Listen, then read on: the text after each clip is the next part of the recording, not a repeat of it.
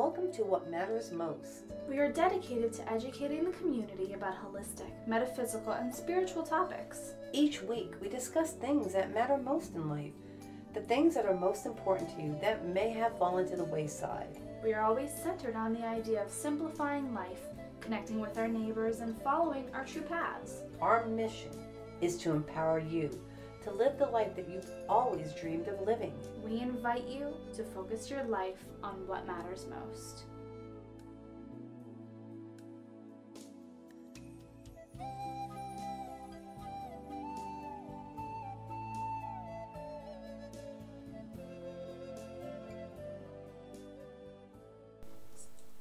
Welcome to What Matters Most. I'm Kristen. And I'm Maria. From Experience Nirvana. And today on the show we will have with us Theresa Roba, who is an acclaimed psychic and medium.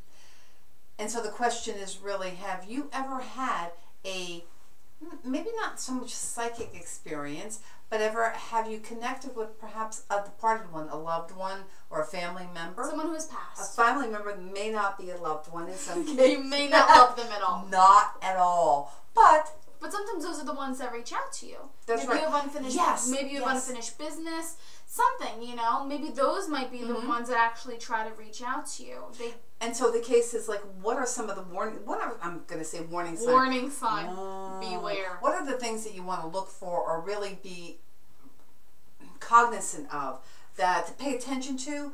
You know, things like that actually happen a lot more, I have found, right after they've crossed over to the other side. Maybe they're still like teetering, going back and forth an awful lot. Well, sometimes it can be years. I mean, I don't think it. I think it depends on every single person and the relationship that you had with them. I think it's different signs for different people. So I don't think there's really things. I think it's just being aware of being aware. You know, I think it's being aware of the fact that if you see a sign and it kind of just like whispers in your mind, that's a little odd, or that reminds me of that person. It might be a sign. It might be just coincidence, but if you see it enough times, it's more than likely that it may be someone who has passed. So, you know, I think that's really something to be aware of. Yeah, I also found on a personal level that for me, some of the things that were acknowledgments that in my case, it was my mother that would always come back and talk to me. She still does. But in the beginning, it was more so related to the ways for me to realize that she was in the area, I would call it, or I would have I would have a lot of scents that I would associate with her. And in my mother's case, she was a heavy smoker, so I would smell smoke, or maybe even the scent of a perfume or something that she used to wear. Well, so Teresa will be sharing with us different ways that we can learn to connect ourselves and work towards getting to her level. She is very gifted. Yeah.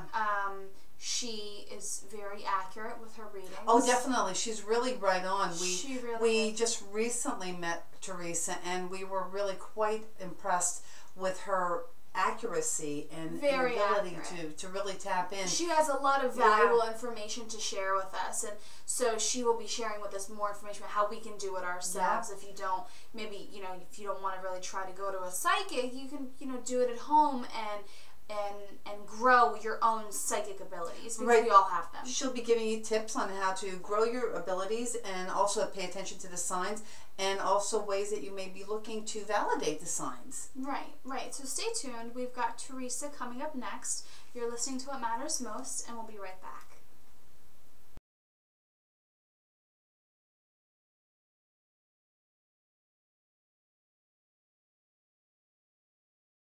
And we're back with What Matters Most, and we're here with Theresa Roba.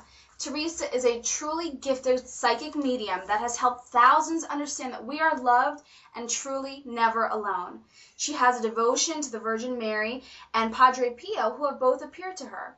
The Holy Spirit has worked through Teresa to help sense the presence of their deceased loved ones with deeply personal messages that bring comfort, peace, and hope. She is also able to help you out with questions on health, family, finances, work, and more. Open your heart and believe in the possibilities, and you too can feel the connection. Thank you for being with us, Teresa. Yeah, Hi, everybody. Yeah. So, Teresa, let's start out a little bit with telling everybody about your background. How did you get involved in this? What made you get started in becoming a psychic medium? Which is not an everyday career. Exactly. If someone told me 20 years ago you'd be talking to the dead, I'd say, where's your medication? You know? So I didn't even see this coming, but I always was very spiritual. And of course, the answer could be a book, and one day I'd like to write that one day. But to keep it short for our audience, because we are limited with time, is when I was little, I used to feel and remember heaven. I used to connect with spirit, meaning God and Virgin Mary. At an early age, I knew I was going to become a nun. I just felt it. And I always say, well, if I didn't become a nun, what happened, Teresa? Donny Osmond, Vinnie Barbarino, John Travolta, and Tom Jones. And later, having children of my own, married and everything, and having an art career and running a preschool, I started sensing spirit around me and giving connections. But it was because of remembering a past life, a lot of paranormal, unusual, not your normal everyday event. I would feel, I used to say flashes and knowing. I would get visions and they would come to be, and or just know something, specific information that someone's just about to say.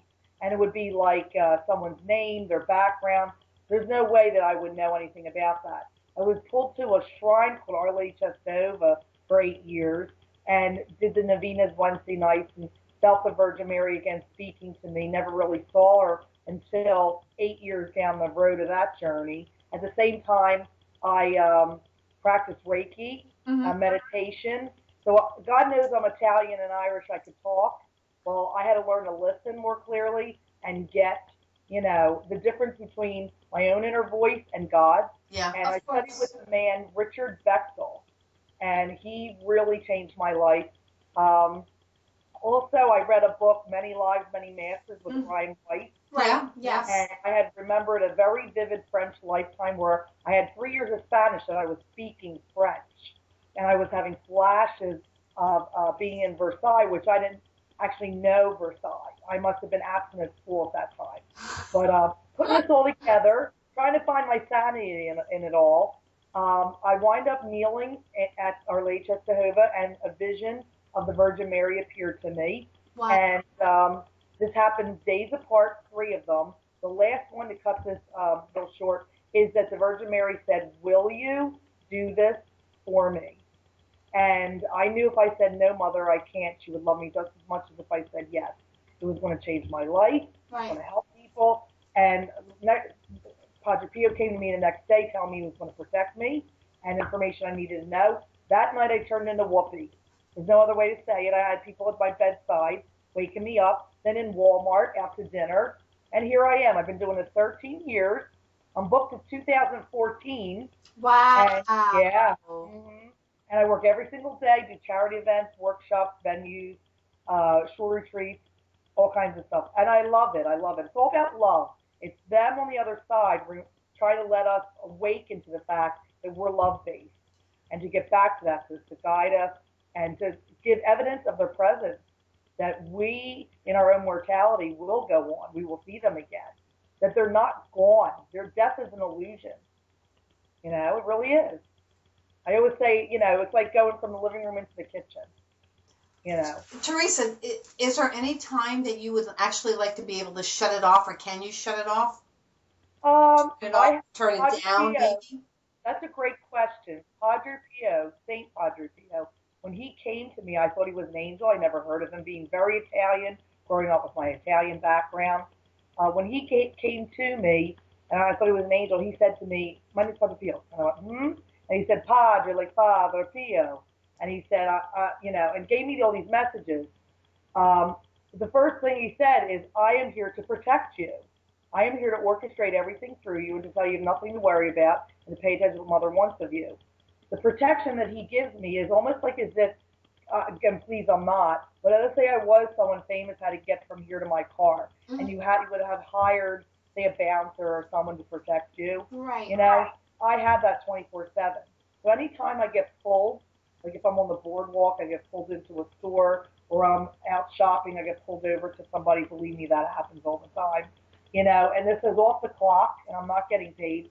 I know it's already been filtered through that system, and there's a green light. I'm meant to go. In other words, anytime it happens, Yeah. it's meant to happen. Got it. And when it's not, they're protecting me and shielding me. Got it.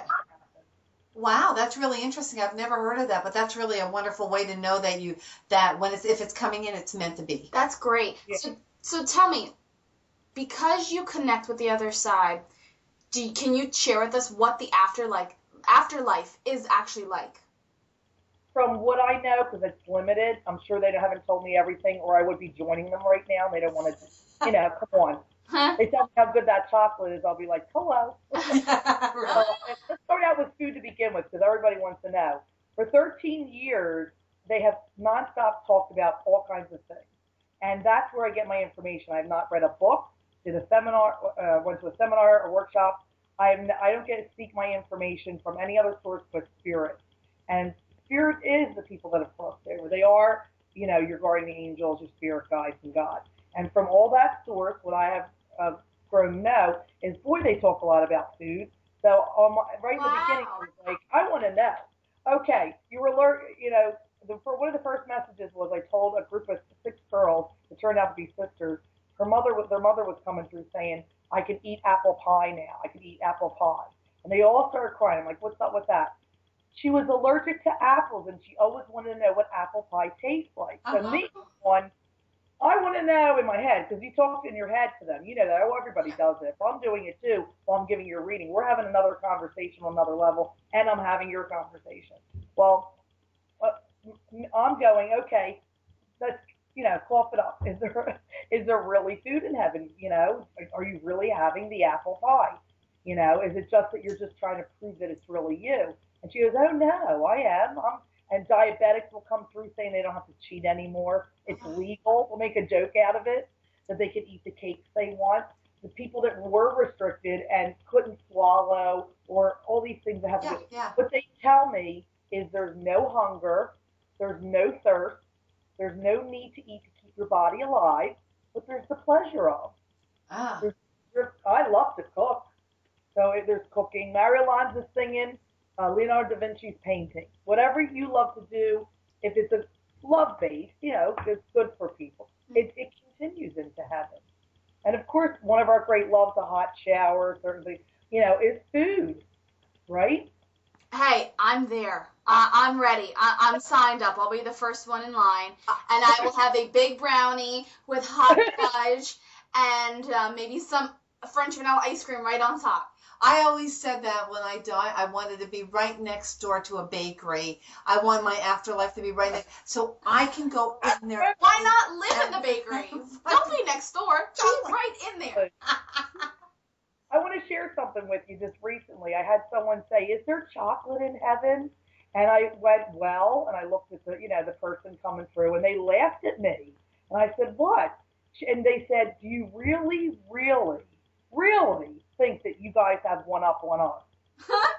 Where do you think it came from? So what I got from that was spirit, people that have passed there, was trying to tell me that anything good of the earth was created from heaven. Yeah, so if anything's good here, it was in heaven first. And God said, oh, I feel sorry for them, give them chocolate. I feel sorry for them, give them some made them get that cocoa bean and go, oh, I got to crush it up. That's too funny. Well, you know what? We do have to go to a quick break. You're listening to What Matters Most, and we'll be right back.